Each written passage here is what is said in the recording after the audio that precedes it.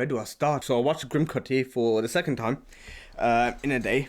And essentially the only reason why I wanted to watch it twice is because I didn't want to think I was dreaming when I watched it, in thinking of how bad it actually was. It was such a bad film, and the worst part is it's not even the acting that ruined the film.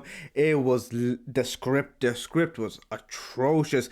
The narrative could have been a strong point of the film, but it was all over the place. So in case you don't know, Grimcutty is literally a horror film on Hulu or on Disney Plus for the UK, in which there's a creature like Momo, which was an internet sensation, a viral internet sensation, which was negative in terms of putting kids into hospitals by making them do self-inflicting challenges.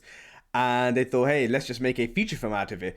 And you know what? They did, but it was so bad. The creature itself, Grimcutty, that's what they call him. So they call him Grimcutty. He was, I feel sorry for the person who was not able to go home early during the day because they had to work on the poor ass CGI of Grimcutty. Like it was literally disgusting to watch. So it's about a family. Well, it's more evolved around a town, but more particularly a certain family of an Asian household. Asha Chaudhry, she was a track star, but she stopped doing that because she didn't feel fulfilled enough. So essentially her parents thought that she was going through a bit of a depressive episode, which kind of leans in the narrative of all the things she starts seeing because of Grimcutty, and it kind of convinces her parents that she's suicidal and she's going through depression and she's trying to harm herself, and they don't believe her in seeing Grimcutty. Grimcutty, in order for it to get its power, is to put fear into the parents, and then the more fear they have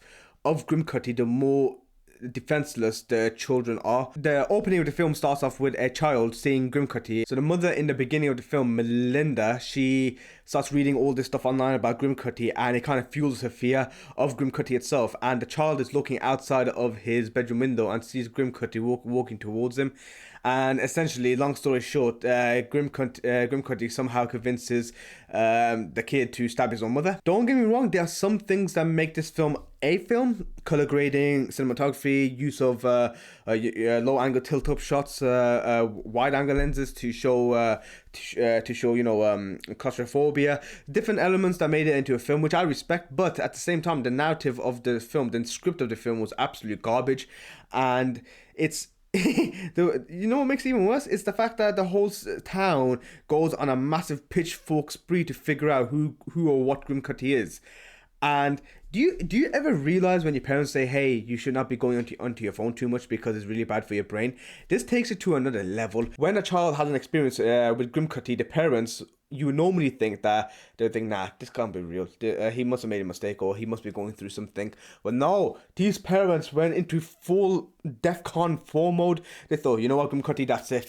Without even knowing anything about it. Oh, you know what, that's it. We're going to get a little box. You can put all your mobile phones in there. You can put your laptop in there. You're going to lock it away, and that's it. And I'm like, bro, they are taking it way too far. Holy shit.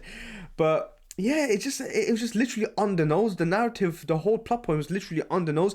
None of the the unknown. Grimcutty was only in there for like 5 minutes of the film. The rest of it was literally exposition of the family, of what they were going through. And for me, I kind of lost that at that point, and I wasn't as interested because I want to see Grimcutty not in his full form, but as a mysterious figure in the shadows. That would have made this so much more better. Don't show me.